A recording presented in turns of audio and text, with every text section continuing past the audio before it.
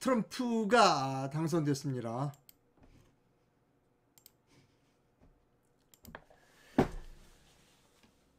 당초 예상, 그러니까 우리 국내 언론의 예상과는 달리 뭐 초반에 끝났어요. 어제 그 국내 언론은 어떤 보도를 했냐면 이런 보도를 했어요. 어제 아침입니다.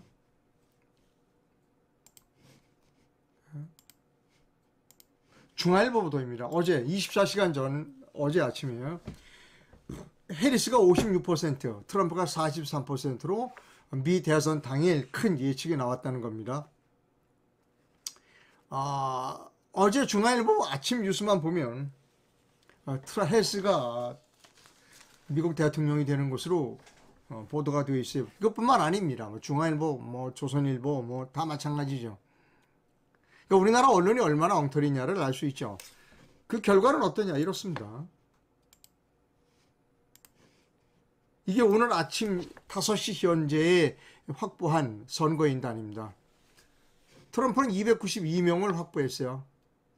해리스는 224명을 확보했습니다. 270만 넘으면 되는데 트럼프는 292, 지금 현재 과반을 훨씬 넘겼습니다. 우리나라 언론은 특히 조중동 같은 그런 주요는 거짓말을 하고 있어요. 지금까지. 이 미국의 트럼프가 무쇠하다라고 하는 주장을 여러 사람이 국내에서도 했어요. 우리나라 조중동은 싫은 거야. 트럼프가 싫은 거야. 이렇게 엉터리로 보도한 책임을 이제 슬쩍 미국의 언론기관과 여론조사 기관으로 돌리고 있습니다. 조선일보 기사입니다. 또 망신당한 주류 언론, 미국 언론으로 이제 책임을 돌리고 있어요. 박빙이라더니 여론조사 3연속 빗나갔다는 겁니다. 조선일보 기사입니다. 5일 치러진 미국 대통령 선거를 앞두고 대부분 유력 매체와 여론조사 회사는 공화당 후보인 도널드 트럼프 전 대통령과 민주당 후보인 카멀라 해리스 부통령이 박빙 승부를 점쳤다.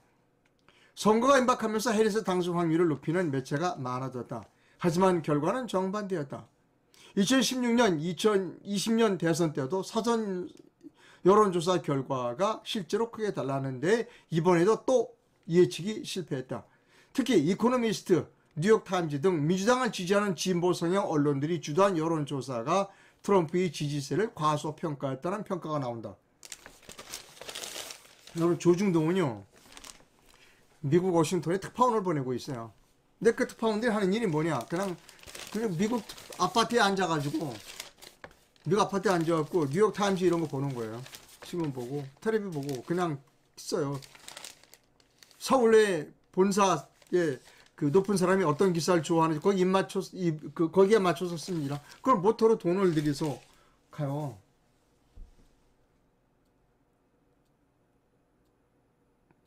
아니 왜 돈 들여서 거기까지 가서 그 짓을 하고 앉아 있어요.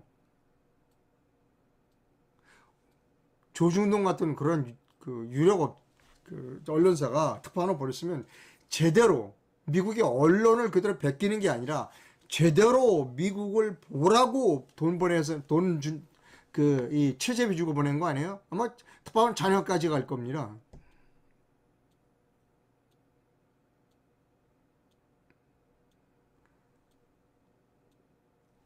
이렇게 하루 전까지만 해도 해리스가 막 앞서고 있다. 이런 보도를 하는 언론을 믿느냐고요, 여러분. 대한민국 언론, 조중동 특히 이걸 믿어야 돼요? 조중동 믿으면 큰일 난다는 게 이번에도 증명된 거 아니에요. 우리나라 언론을 믿으면. 아주 지금 조선일보는, 특히 조선일보, 조중앙일보는 지금 불안한 거야. 트럼프가 돼가지고 기분이 나빠, 상당히. 여러 가지 분석이 있습니다. 여러 가지 분석이 있습니다.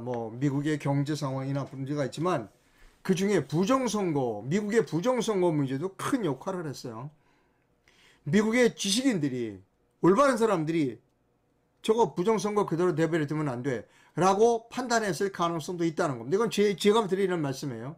자, 스카이데일리 기사를 여러분께 소개합니다.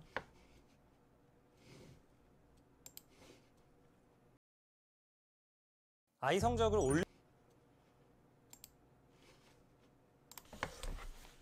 스카이데일리, 죄송합니다. 스카이데일리 기사요.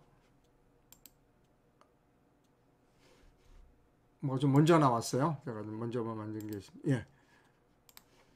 스카이데일리의 박주현 변호사가 칼럼을 썼어요. 부정선거 침묵하는 한국 언론의 편파성이라는 제목입니다. 주요 부분 읽어드립니다. 미국 대선을 며칠 앞두고 11월 1일과 4일에 있던 미국 조지아주 대법원 판결과 펜실베니아주 대법원 판결은 대선의 향방을 가를 수 있는 주요한 내용에도 한국 언론 어디에도 언급조치 않았다. 조지아주 대법원은 선거일 이후에 도착한 투표지는 집계돼서는 안 된다고 판단해 하급법원의 판단을 뒤집었고, 펜실베니아 주 대법원은 봉투에 적힌 날짜가 정확하지 않거나 누락된 우편 투표지는 집계할 수 없다고 판결했다. 이 판결은 초반에 공화당 득표율이 높게 나오다가 뒤로 갈수록 민주당 득표율이 따라붙는 그러한 신기루 현상이 있었던 2020년 대선과 같은 현상을 막을 수 있는 매우 중요한 판결이었다는 겁니다. 그러나 한국 언론은 이에 대해서 침묵했다. 대선 당일이 되어서야 미국 공화당 측이 120여 건의 소송을 남발했다는 취지의 짧은 보도만 한국 언론이 했다. 세계 최고 부자의 선두를 달리는 테슬라 최고 경영자인 일론 머스크는 도널드 트럼프가 미국 대통령이 되지 않으면 이번이 미국 국민이 참정권을 가진 마지막 선거가 될 가능성이 크다며 미래의 선거가 불법 체류자와 부정선거에 휘둘릴 수 있음을 경고했다. 하지만 이 역시 한국 언론에는 보도되지 않았다. 미국의 대통령 후보와 부통령 후보, 하원 의장과 미국 공화당이 공식적으로 말하고 있는 부정선거에 대한 내용도 한국에서는 음모론으로 치부되며 무시되고 있다.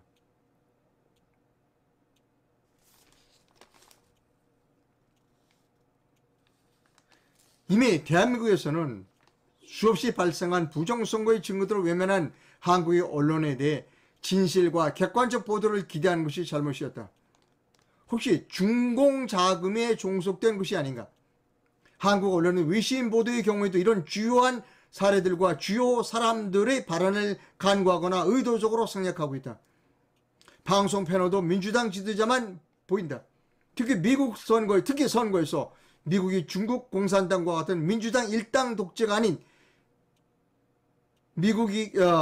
특히 선거에서 미국이 중국 공산당과 같은 민주당 일당 독재가 아닌데도 이해할 수 없는 보도를 하고 있다.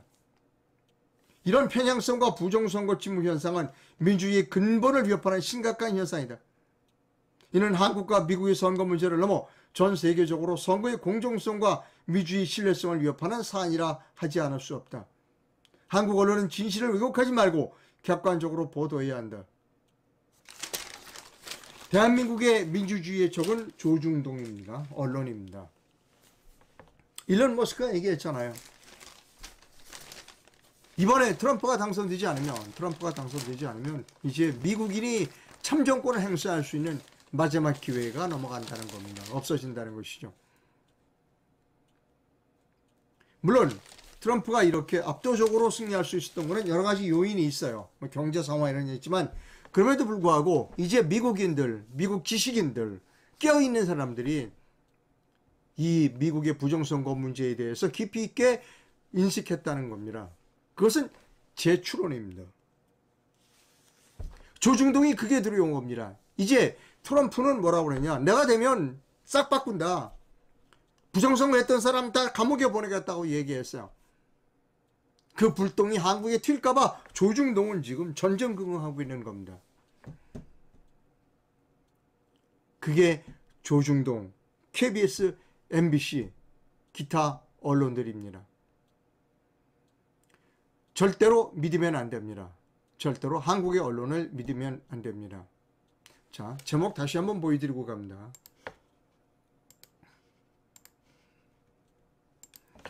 미국인은 언론에 속지 않지만 한국인은 아직도 조중동에 속아 넘어 들어갑니다. 여기서 한민호 씨 이야기를 제가 한민호 씨 얘기는 섭섭하게 들릴지 모르지만 한민호 씨와 제가 나눈 대화 내용을 다시 한번 소개합니다. 식사를 하면서 부정선거 문제 얘기가 있었는데 한민호 씨가 부정선거요? 부정선거가 왜 있어요? 이 핸드폰을 딱 밥 먹는 자리에서 딱 꺼내더니 중앙일보를 검색하는 겁니다. 중앙일보에서 부정선거 없었다고 그러는데요. 대법원에서 뭐 이 부정선거 없었다고 판결했다고 중앙일보가 보도했다. 부정선거 없었는데요. 이게 한민호입니다. 지난번에 말씀드렸습니다. 제 후배 중에는 아주 훌륭한 똑똑한 변호사들이 여러 명 있는데 저녁 먹는 자리에서 선배님 아직도 부정선거 주장하세요? 저보고 그러는 것을 깜짝 놀랐어요. 아주 대한민국에서 유명한 로펌에 다니는 아주 잘 나가는 변호사입니다. 신문에 하나도 안 났잖아요. 좌절합니다. 왜 그런가 하면 그분들에게는 죄송합니다만 우리나라 사람은 조선시대, 이조시대 500년간의 그 노예 제도를 겪었습니다. 그래서 그냥 노예의 특징은 그냥 윗사람이 시키면 양반이 시키면 그냥 믿는 게 노예입니다.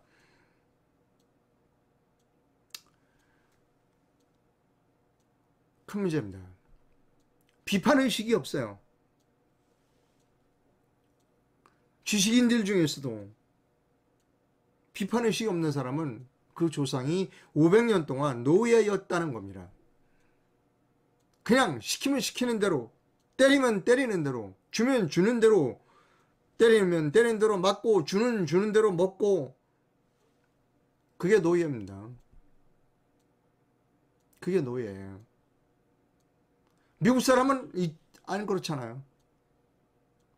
그러니까 역시 미국의 민주주의는 위대한 겁니다.